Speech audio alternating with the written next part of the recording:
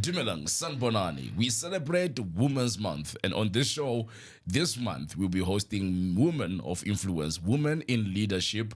For many years as a country, we've been empowering our women.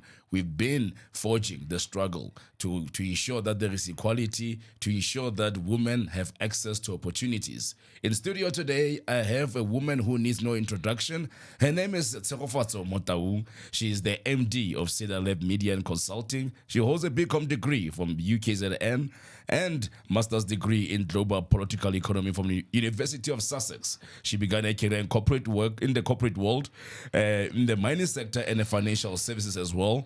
Her passion for social development saw her lead an NGO and practice in youth politics to furthering her studies abroad. She is the former spokesperson of the New Nation movement that brought us the independent candidates. She was at the forefront of that case. She's also the former chairperson of COPE. She's a businesswoman. She's in trading. She's traveling across the continent.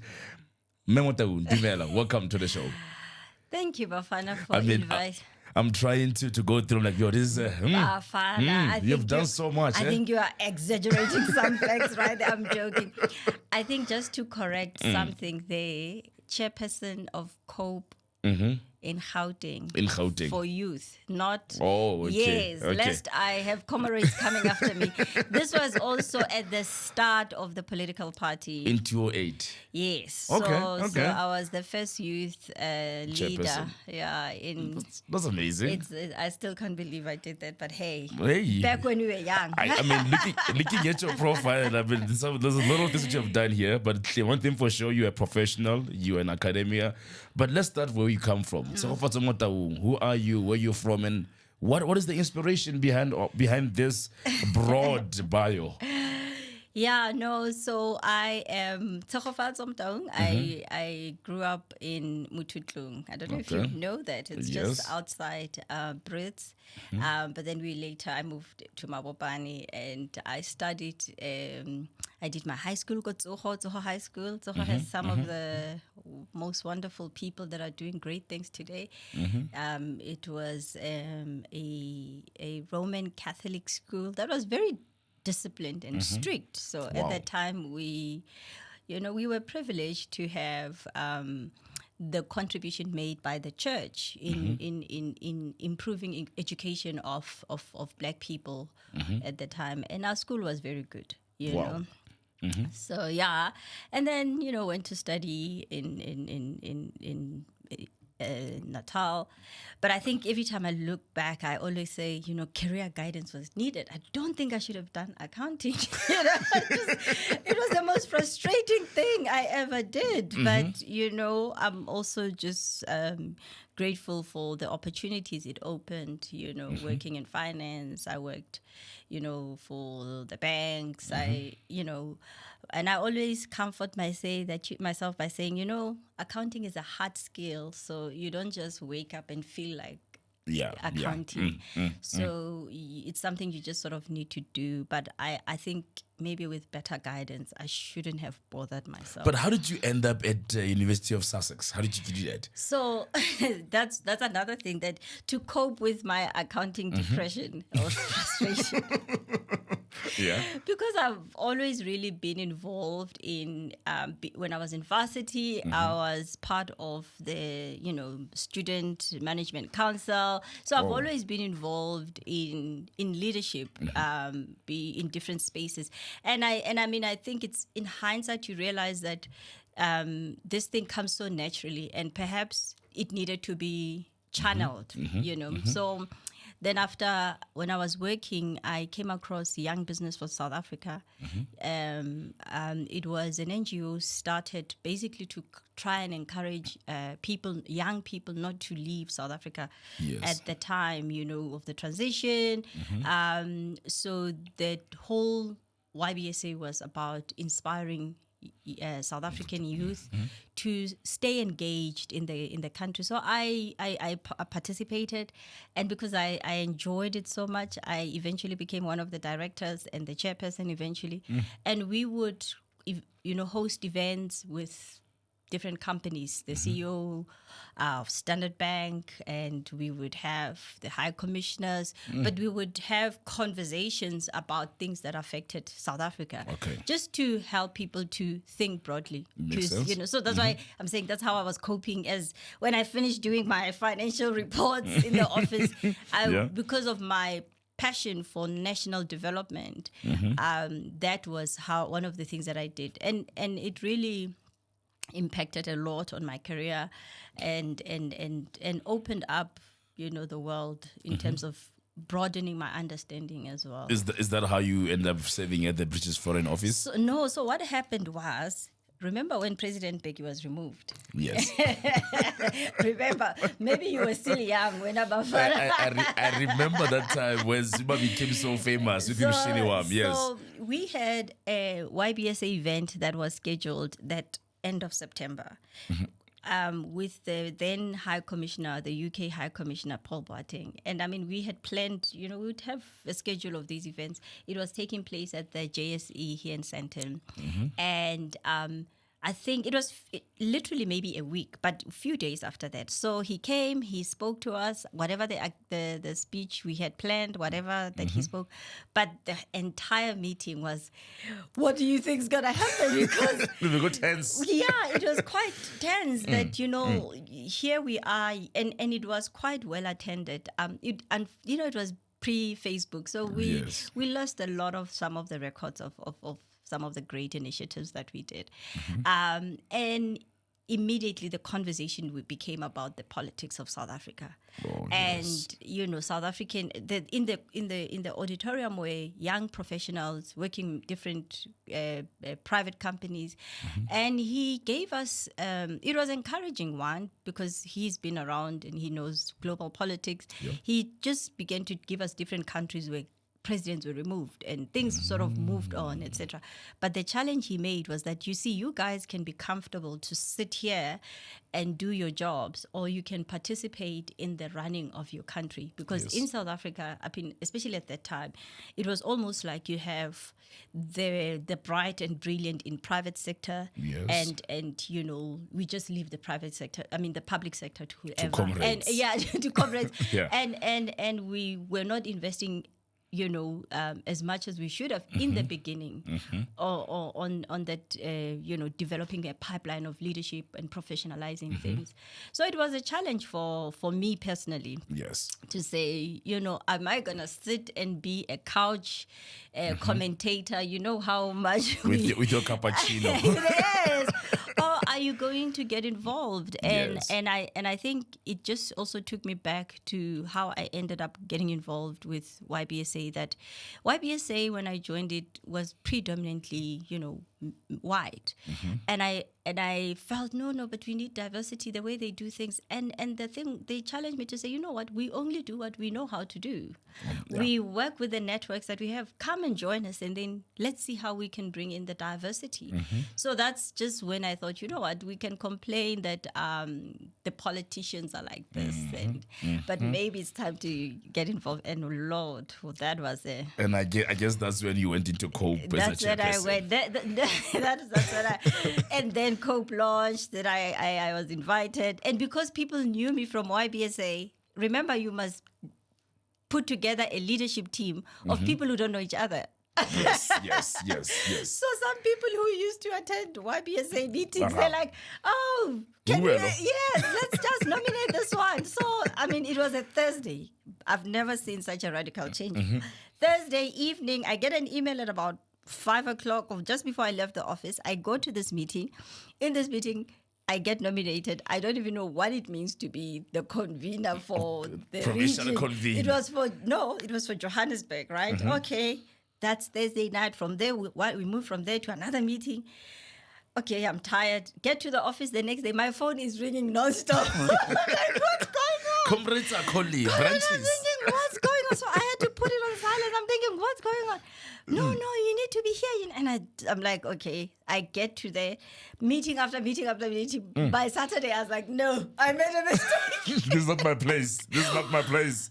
I you know, and before you knew it, I think then so I called somebody and I said, listen, I think I made a mistake. One of the guys, I think I made a mistake. I don't think I want to be part of this. He says, listen, Tshego, we chose you in a meeting, so you need to attend the next meeting. You're a leader. And then come and resign in the meeting. You guys. And I'm thinking, what? So then the next meeting was on a Sunday. So my life was just now completely thrown out of my normal nice routine. So I go to this meeting. But you know, before I went to that meeting, I went to church and I'm like, I think I made a mistake. I need divine inspiration. What do I do? Yeah. How do I get myself out of this? But you know, I remember being challenged, you know, and I think that's where I realized that, you know, that our faith also plays a role in terms of, I was challenged. I mean, the person who was preaching, they didn't know anything, but that if you withdraw from engaging, sometimes we withdraw from the battle. Yes. You know, David would never have known that you could put. So I thought, okay, fine. It means I won't resign. You need a good preaching there. Yeah. You need a good sermon. I get to the meeting. Then they're like, okay, we just need to now choose the provincial leadership. Okay. And then I remember one guy, Mgeni, who's now the MMC for safety. Okay. He volunteers to be the secretary, yeah. And then comes to the chairperson. There was another guy who volunteered himself, and then Malusi says, no, we need gender. Malusi who? No, Oh, I forgot. I'll remember he was in the DA, the one who was in the DA in Western Cape. Okay. Yeah, he. No, we'll Okay, remember. no. We'll remember his name. But he then says, "No, we need a woman representation," and I'm the only woman. And I'm thinking, I was coming to resign, right? So I decided I had now made peace that okay, fine, I won't resign, but you know, I'll just stick around. I'll stick around. So now they all look at me, and it's like, okay. Women, and I'm like, okay, I said I was going to serve. That was the beginning of what I look back at and say, you know, talk about leadership training, talk about, you know, the stress, the things that one got exposed to. I realized that many people who manage big budgets just because they've been in a professional space do not actually fully comprehend how this nation is run. Yes. And that's why we can't make changes. And I think that experience, you know, there are things that I say, if I had not been there, I would not understand. I would not, you know, like I was saying, we look at even what's happening with the EFF today, you're like, I know there's a story behind the story. And there's also real human beings that are affected by these things. And sometimes we don't pay attention into that. So, yeah, that's how I got involved. And it's quite a story. Let me tell you the funny part, and maybe some of the people, if they hear this, they will laugh, because apparently the first meeting, then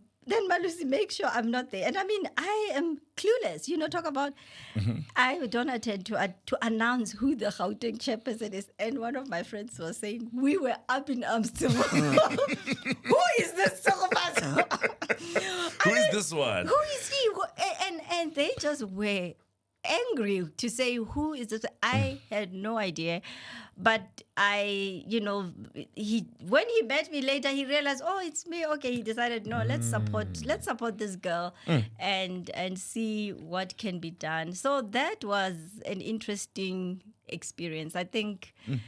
So a woman from corporate world to politics, politics to NGOs, you've been around. And I think the question becomes, do you think from that time to this time, do you think as a nation we have progressed in terms of women empowerment? Would you say you are one of the beneficiaries of that project of women empowerment? Well, I wouldn't say it was a program of empowering women, right? But I think in hindsight, I just took a step of faith and participated and, you know, as in the space of leadership. But I don't think that we take care of women leaders as we ought to. And I'll tell you maybe a bit about how how that ended, you know. Okay. I think there's a lot of, and it's not just in politics, just even in the working environment, there's a lot of toxic environment, you know, and we can end up destroying the very women we want to raise up. Yeah, so I think there's the opportunity to serve, and I mean, I don't know what was the motivation that Malusi did that, and but I'm grateful that Yes. I got to experience politics from nowhere, literally, you know, coming from that place. Because I'm gonna go to this part.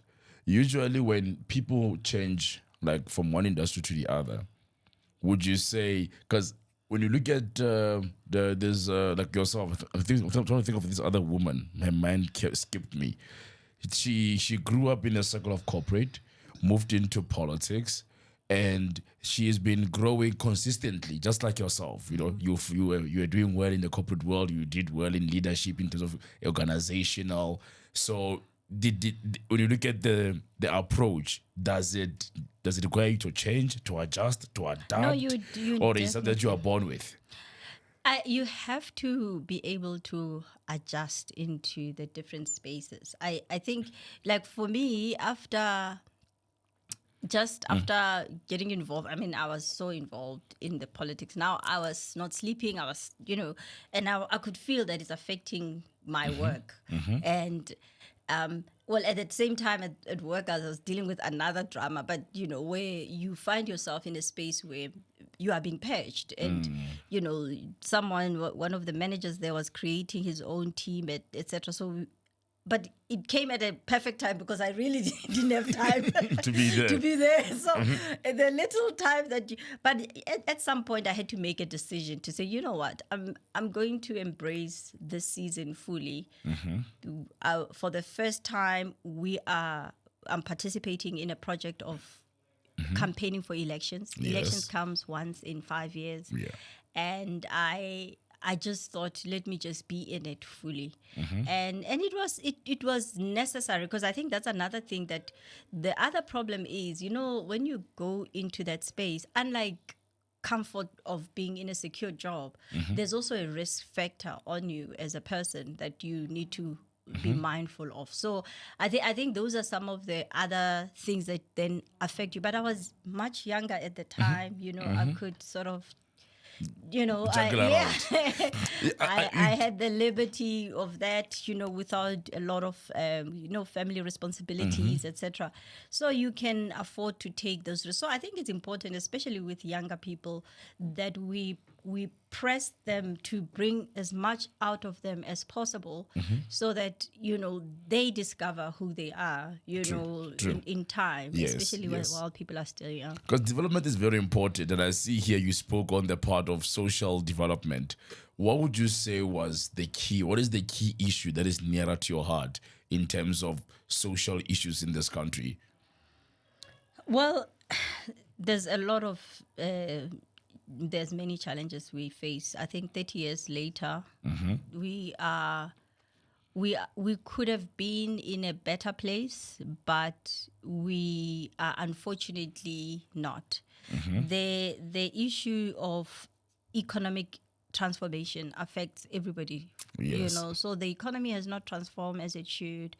Our economy has not been growing as much as it should, and as a result, the reality of it is that people who have tried to start businesses have not grown. Yes. And you find also issues of corruption that have also been a major stumbling block into just development. Yes. In largely. So and I think all these things, when you zoom into them, it's leadership. It's leadership. And it also goes into even why I ended up getting myself involved with New Nation Movement, because I was like, as long as political party bosses are in charge, as long as they determine who gets what role and who goes to parliament to represent the people they don't even know, Yeah. As long as we have that, there's very little that we're going to change. And I think, people don't even know how we are being governed. I knew that the New Nation movement, that case alone, was just one aspect of the necessary reforms that we need around the elections. But it's the first thing to even bring it to the people's understanding that you are being represented by somebody who doesn't even know your constituency well enough. Yes. And then how do we expect to hold them accountable? We can't hold any one of them accountable. Yes. If they are favored by their party boss, they'll still be in those positions. And I think those are the things that we, you look back and say we need to do more to help this nation and the voters to take back literally their power. Yes. Yeah. Yes. And hold those who are being elected accountable. I'm gonna go to this part where when you look at the issues of women in this country, like your gender-based violence, your mental health, and over the years, people have been, complaining that a lot has not been done to protect women, a lot has not been done to empower women. We still have a lot of single parenting taking place within our communities. All these issues are more prevalent in the black and colored, actually across the country, basically. How do we fix it? How do we do it through development? Do we do it through education? How do we fix this part? That's where I say, at the end of the day, before we talk about politicians, we all leaders out there. It starts with individuals, and I think a sense of everyone's individual purpose, and then our corporate purpose as a nation, and what is the sense of our destiny? Where are we going? And I'll just maybe talk a little bit because I just came back from Rwanda again, and every time I go there, I see what is possible. That actually it's possible to. Here is a country that 30 years ago, exactly 30 years ago, when we were busy celebrating and partying that we are free, they were weeping because of the genocide. Yes. And the scenarios for Rwanda was that two things was going to happen, is that there was just going to be unending conflict because the ones who suffered will have to come back and fight, and this was going to be unending. An ongoing thing, yeah. But leadership rose in that country that has helped people to get to a place where every person, nobody talks in Rwanda about I'm a Hutu, I'm a Tutsi. It's not even allowed. Today you have Rwandans. Okay. And there's a sense of a common destiny that everybody has. If I ask you, and what does it mean for me and you to be a South African? Do we have a sense of our common identity, or what does it mean for us? Yeah. The divisions have actually become worse. Yes. In our nation. That there was a time where even if you didn't have much, you knew that you were part of this nation that is alive with possibility, and there was a hope. Yes. But that has been crushed. True. That has been crushed. So the problem now is that the disappointments, the and also the trauma of apartheid. We didn't really invest time as a nation to deal with the trauma of apartheid. I mean, some of the programs I learned that were done in Rwanda, it was quite deep with them, and it all happened within a short period of time. But what happened in South Africa was equally traumatic. Yes. And it took place maybe over a period of time. Maybe we can forget, but if you count the number of people that were killed during the time of apartheid, the impact, we didn't invest in the process of healing the psyche of the South African. And be it white, be it black, because the whites are also suffering the trauma of living in South Africa.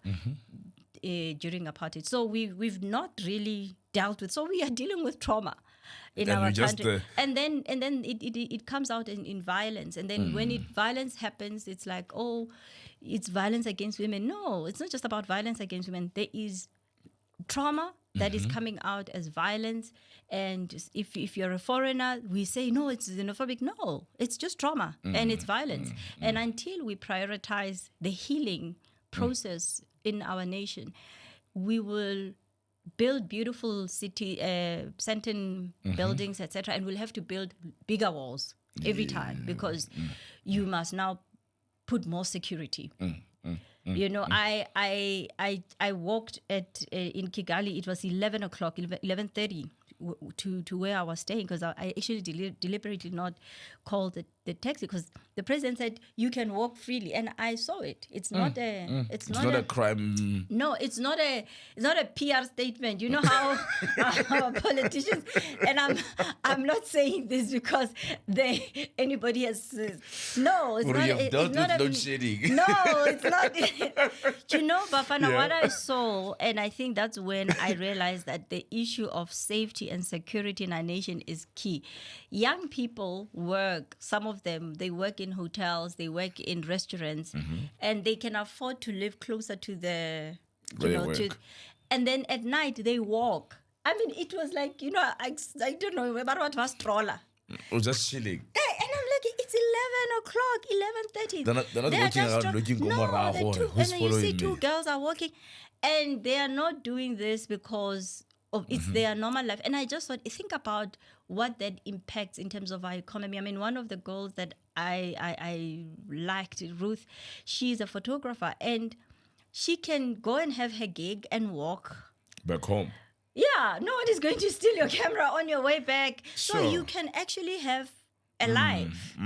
So the issue of healing, of trauma, then how we resolve conflict. You know, we don't know how to resolve conflict because of all these traumas. When you speak something, it's because you are white, I'm ready to fight you. Yes. And then I said, you know what? So we still have all of that. The thing is, last time I spoke to one of the ladies, Marisokas from ACDP, and I said, and speaking to what you said about healing, to say we were raised by broken parents, who themselves were raised by broken parents. And right now, we are in a state whereby we are on autopilot. We are just trying to do this parenting thing the best way we know how. We're just trying to do life as it comes, not necessarily intentional with a plan in place.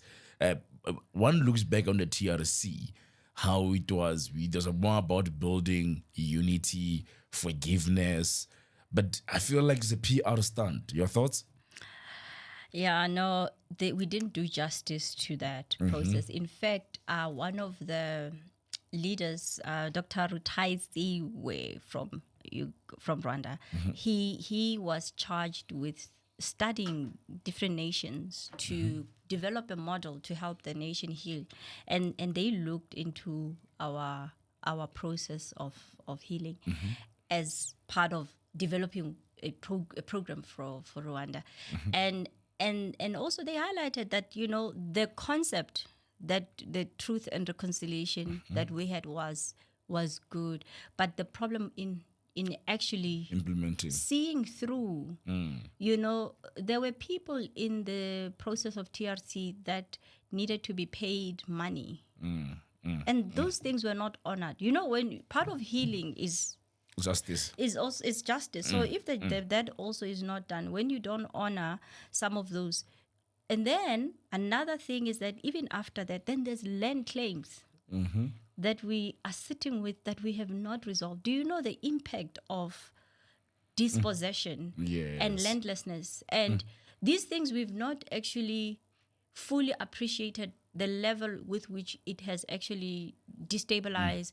And as long as people are crying, as long as there's still a cry for some justice, even if, you know, maybe now we are so traumatized that we can't scream anymore. we just let it go. Like, you know, we can't, because there's just so many things.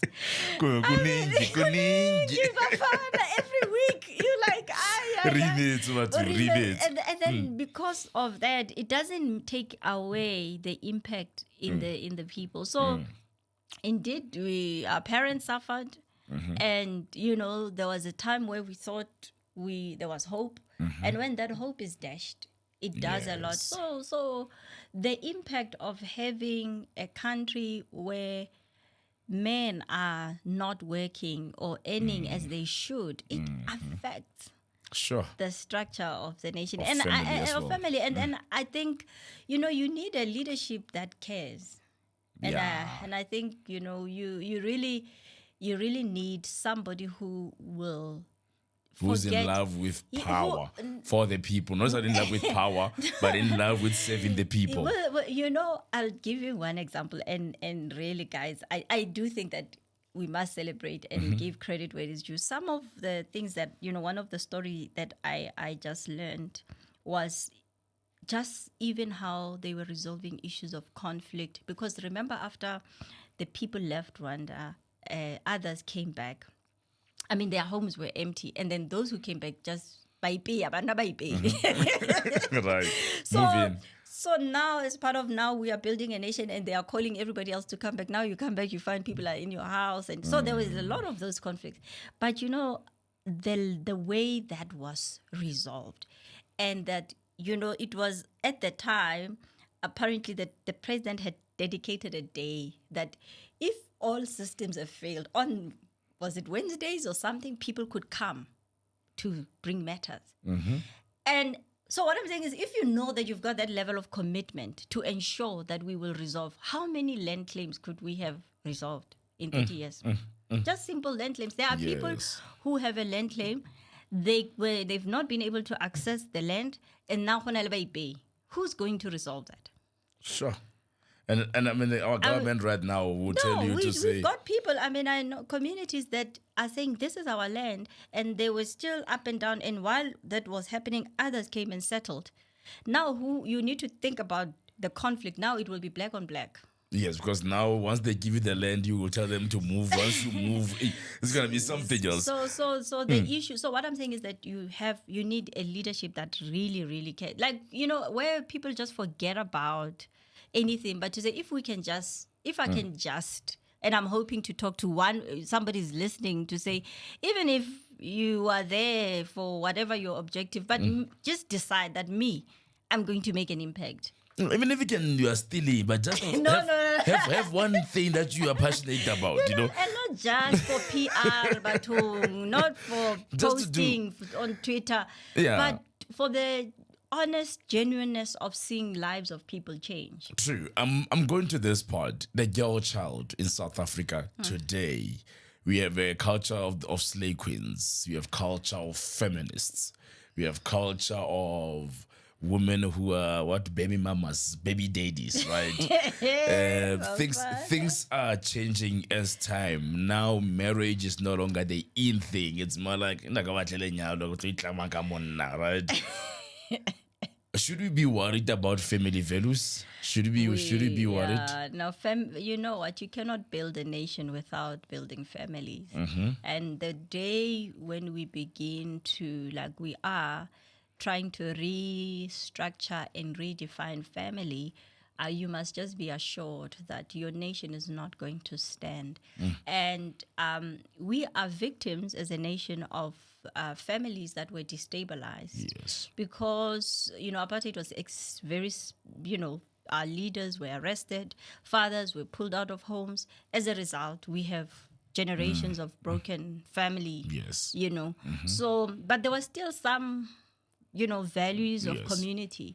Even those are being broken. So we must go back to the ancient paths. There's no other way, that you will build without building the people. And I think, to contrast our 30 years, with Rwanda, we've built a lot of infrastructure as South Africa. But, I think they've built a lot of their people. And now the nation is ready for those big infrastructure projects because the people are ready. And I think that's what we then, perhaps for the next 30 years as a country, we must now invest in building the people.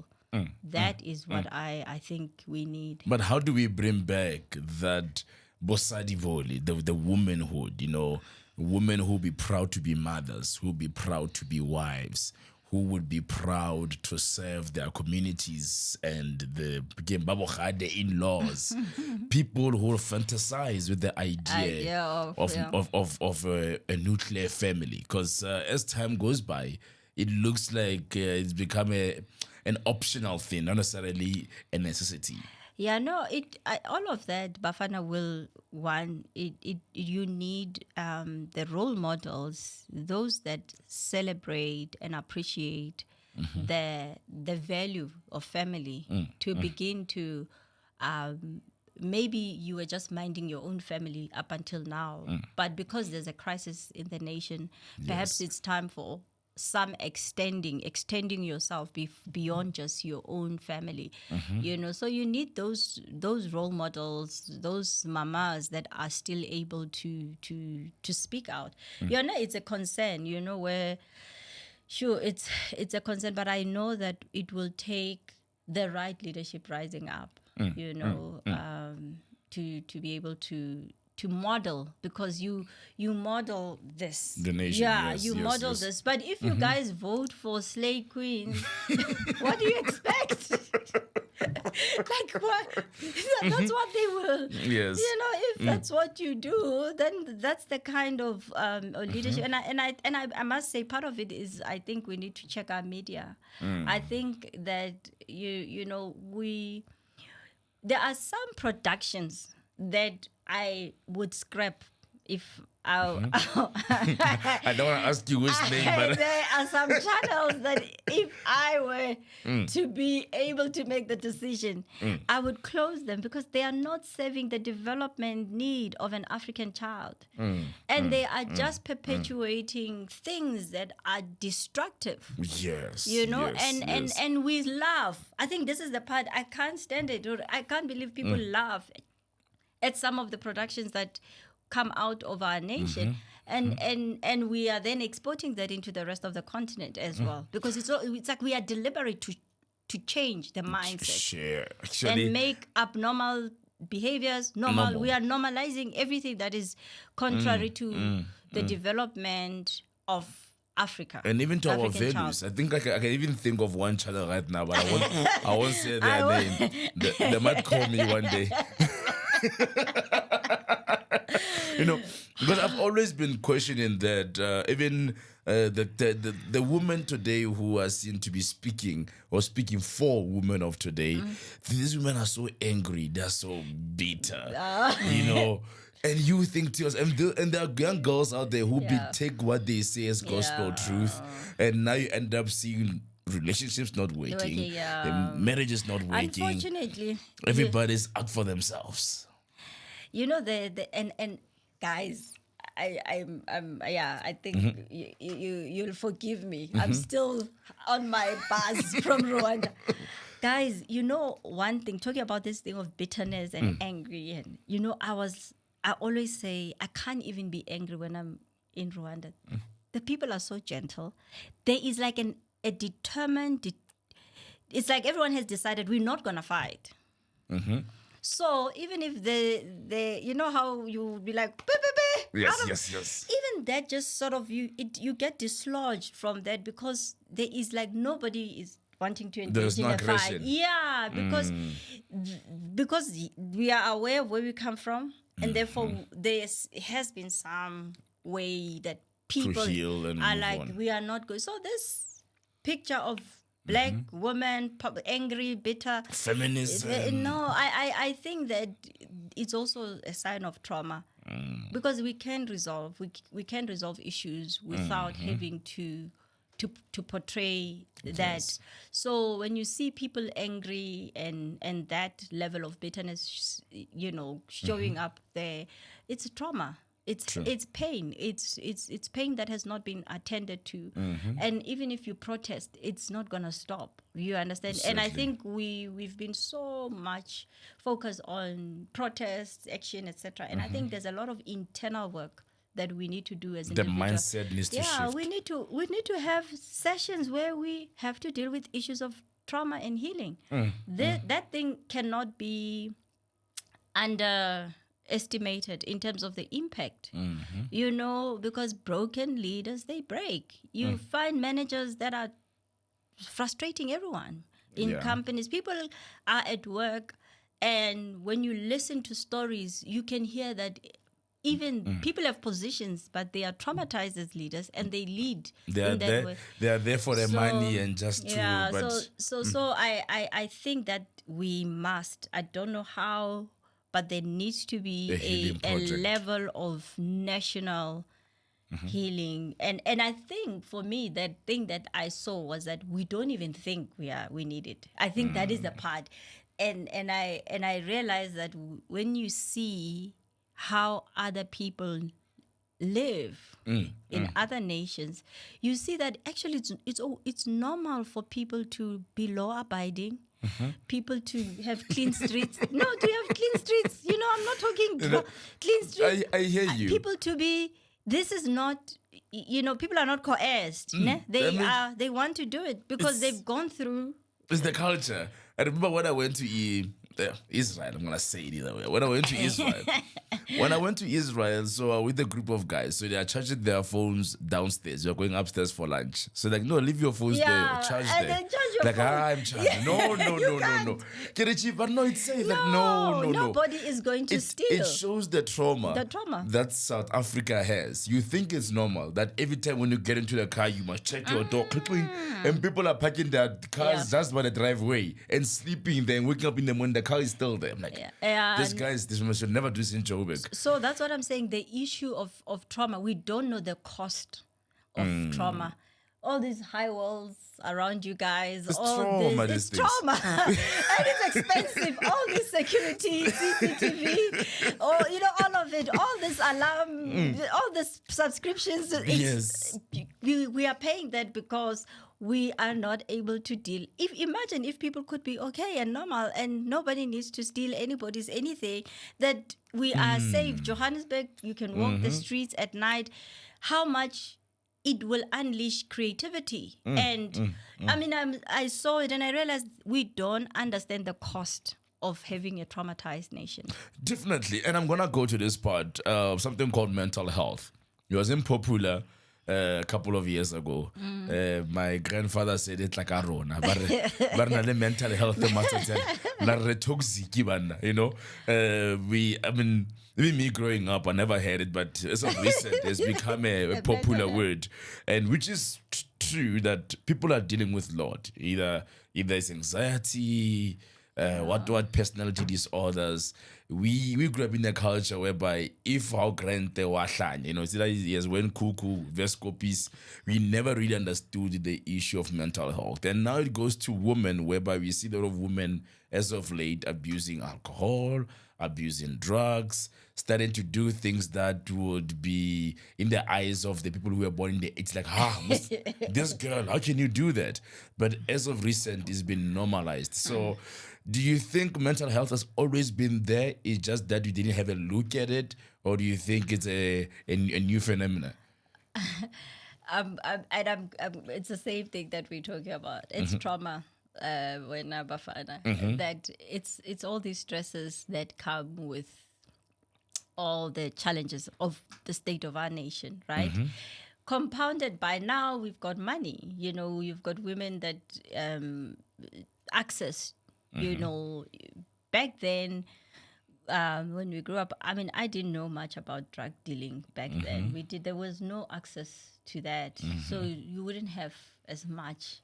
Yes, alcohol was there. In fact, alcohol was deliberately also done and given to black people as a way, because also when you destabilize people's ability to think, they won't be thinking about being free. So it was a payment that would be given to blacks to just make sure that, pay them with alcohol, just so that they keep They don't engage in anything productive. That's some of the history.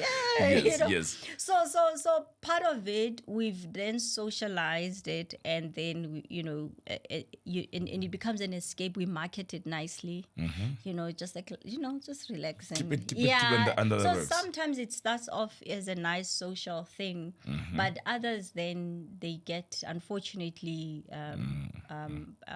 found themselves abusing alcohol. But again, issues of mental health, I say they also go back to the state of not being well as a nation as well, broadly.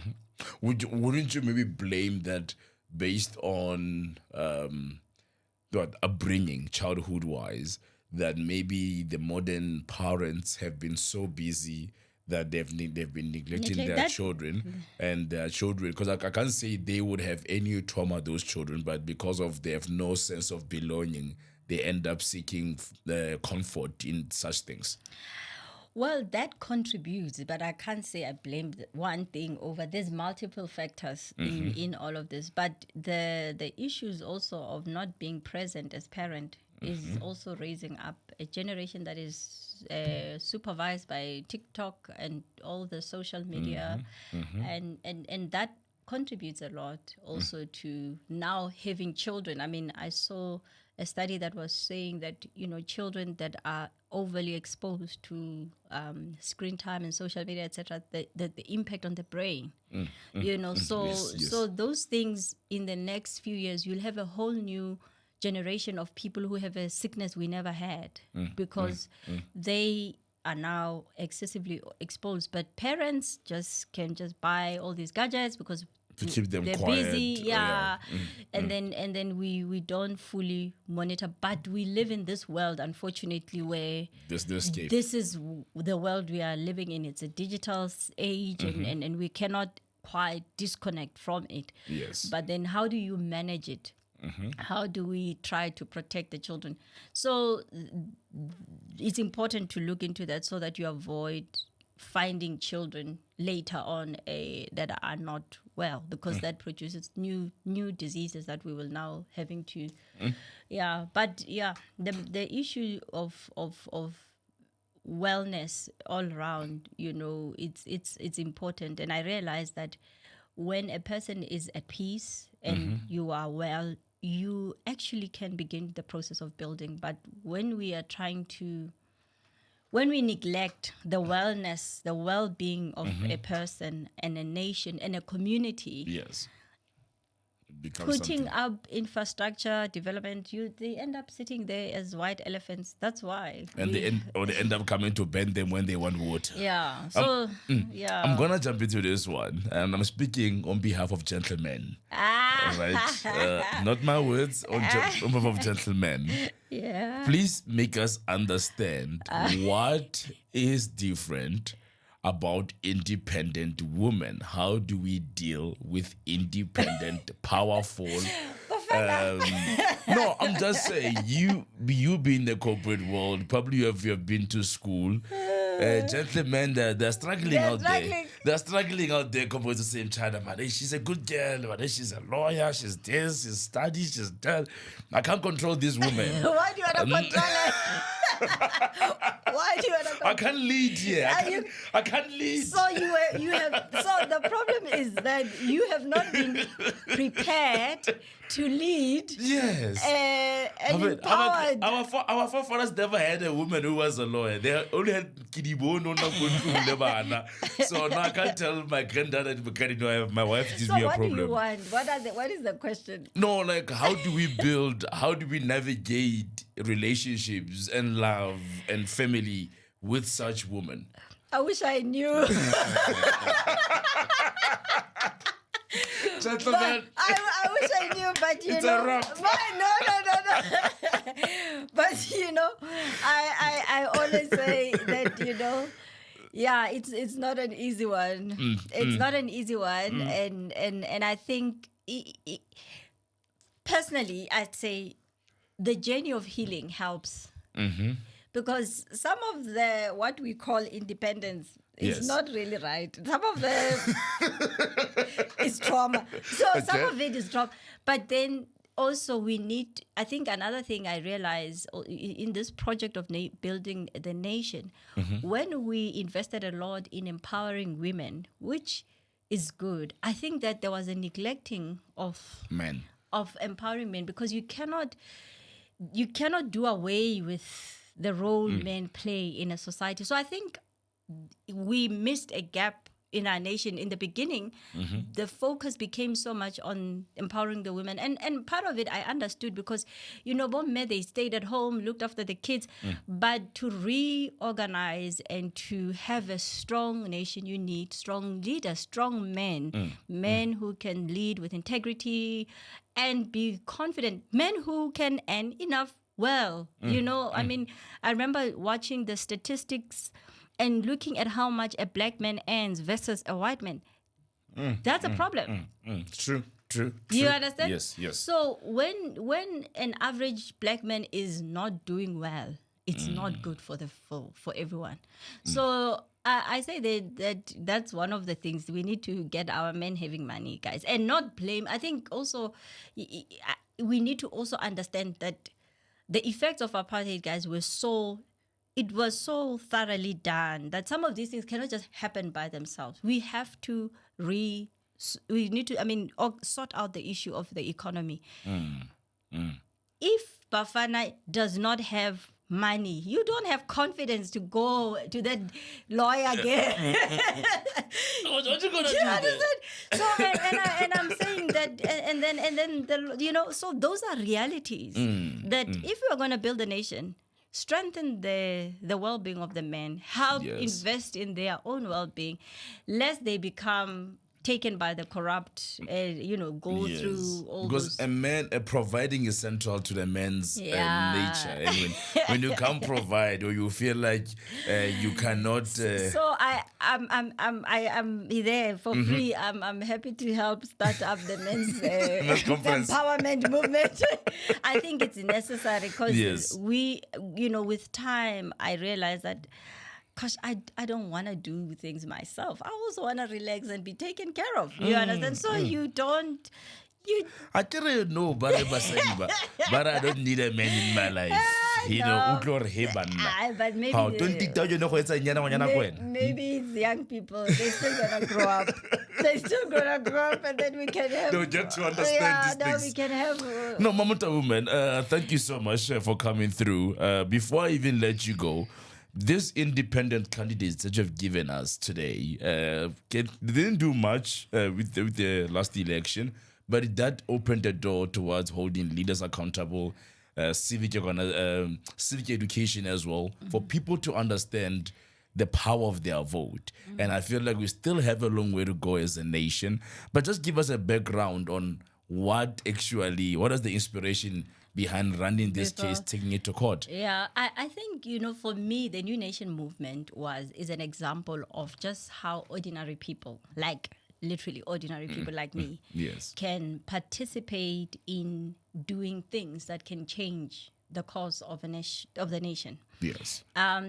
So the case was taken to court by Dr. Michael Louis, and he approached Mamilinda. I was with her at the airport, I remember, in Cape Town, and says, I'm going to do this. Okay, take the case. And when he shared, I knew about it, because when I worked for after COPE, we went and set up Dr. Dandala's office in Cape Town, the co-parliamentary leader. So myself and Onkopotse Tabane, we were the team behind at the beginning of Reverend Dandala. So I got to learn when we got to Parliament that about the whole reform, the state of the electoral system, and that it needed to be changed. In fact, there was an article that Nelson Mandela had written, published in the Sunday Times some years back, that one person brought to say we need to change the electoral system because it was transitional, and that thing never happened. Okay. Why? Because the current one works for the party bosses. You choose who becomes, etc. And then changing it becomes something else. Yeah, Luthuli House was to enjoy its power. So in it the was country. quite nice, and no one, as long as that remained, nobody knew about it. So when I knew that someone had decided to take this, I mean, initially I was not interested, and then the case was, he had filed a case at the Constitutional Court, and the Constitutional Court then threw it out to say, no, we are not the court of first hearing. It then went first. And then that's when New Nation, made up of people that would come, meet, for prayers. It was mostly Christians that that were behind this. And then he engaged across the nation. And that's how they formed the New Nation movement. And I think when now the case was in progress, and I realized that nobody knew that there was the media was not talking about it. There was a clear, deliberate effort to make sure that a case like this, can you imagine a case that had the potential of actually, in fact, 2019 elections, had the courts not delayed, had the case been heard before May 2019, we would have, and they announced that this was unconstitutional. The elections in 2019 should have been delayed to have a reform or something. But political parties, that's what I realized. Put that aside. I mean, they were like, no ways. The elections will, whether or not it's constitutional, we don't want to know anything. Go ahead. We want the elections. Because I think we only heard about the case once it was won in the court of law, but the whole time behind the scenes. So behind the scenes, I think it was around beginning of that year, because the elections were in May. That's when I was just now starting to work with the guys. Then we began to publicize, organize a number of media engagements, and would call press releases. Also, there was a delay. Remember, in the process, it sat at the Western Cape High Court for long, and it was just, I think, around April, if I remember well, that they said no, they are referring it back to the Constitutional Court. So remember, it started there. It was always a Constitutional Court matter. Yes. So that whole delay, stole the possibility of seeing 2019 elections differently. Voted upon. Okay, and 2019 happened. We voted, and I mean, it's so funny. There's a political, but maybe let me not go there. Tell it all. Let me not The content didn't true. The content didn't true. You are fair. There is a political party that I love today. Who the person who was leading that, they actually wrote to say, if you try to delay because if we take the case and have elections postponed, they are coming after us. Like we were. I loved it. I mean, I thought to myself, I realized that, take out the name. We'll have to have another session one day. Okay. We'll have to have another session. I mean, so the case was opposed by the president, by I think the justice minister. So you then realize that for a proper electoral reform, we need a serious change, because these bills must still go to the same parliament. Yes. Of the people who don't want it. So I knew. So for me, my purpose to get involved was like, South Africans must start thinking about it. I don't think I will be the only only people who can make a contribution, but other people don't even know. But if they can know this is happening, then it can stir up, people, and a number of other initiatives later were formed. And I felt, my contribution was, let's make it known that there is a case that is in the courts. And then we worked with Wits University. Professor Glazer was so gracious in helping, in availing himself also to look into the different scenarios. So I realized that there is a need to invest in voter education. I wouldn't even call it just voter education, but conscientizing the nation about just how we are being governed. But you know what? Politicians are not going to do it because they want you ignorant so that you vote for them. They don't want, what did they say? They call us clever blacks. They don't want clever blacks. They want you. They want to come with your soup kitchens and your... But I think it's a very sad short-term, view, because the well-being of the nation will be improved if people are empowered, So I think I was happy. I knew that winning the case, or having those words declared that the Electoral Act as it was unconstitutional, that was not going to resolve everything, because it still has to go back to Parliament. And those people who refused it are going to do everything to stop it. And we saw all we got was 3 ballots, and it doesn't mean anything, because ultimately we still have political parties running the show. So I think that we need to look into this and work more on educate more people about it. We need to look into that. There needs to be a serious change, but also the ordinary South Africans there's a lot that it goes back to the healing. To investing in the people, because now when the people understand and who they are, then they begin to take responsibility. And at the moment, the state of where we are, you can't even say we'll have a proper constituency representative. Clearly, unfortunately, that will happen maybe in the next couple of years, but right now we don't have it. That's a sad reality. People don't vote because they are well informed. They don't vote because of policy. We vote because we love characters. We ever mix the loudest noise. We ever give us the food parcels. So I think the more we, as you said earlier, the more we build a common identity, which is South Africa brand, and actually be patriotic about our nation, maybe that's when you'll start to see more change. Let's hope so. Mama Motaung, so you don't want me to tell you the story of how my politics ended? Okay, we'll keep a part 2. We'll keep it there for a second. We'll come back for part 2. But for now, I'm going to give you a moment. This series is to celebrate women like yourselves who have been in and out, working hard. And the camera is right behind me. To the women out there, to South Africans out there, you have 2 minutes. Shoot. Happy Women's Month. Let's go. Okay. South African women, beautiful women, women of great destiny. I always say that the reason that we find ourselves heavily, having many challenges, it's because there is greatness in every single one of you. So may this Women Month be a new beginning for all of you South African women. And with all the problems we are facing, this remains a beautiful country. It is our home. It is our inheritance, and we have nowhere else to go.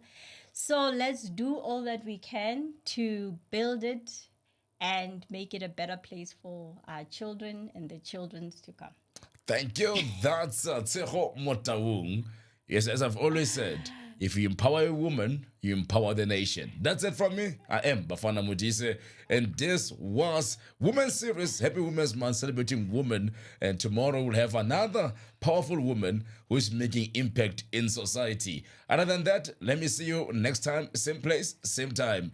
I am Bafana Modise. This is Podcast Party, where great minds don't think alike. Ciao, ciao.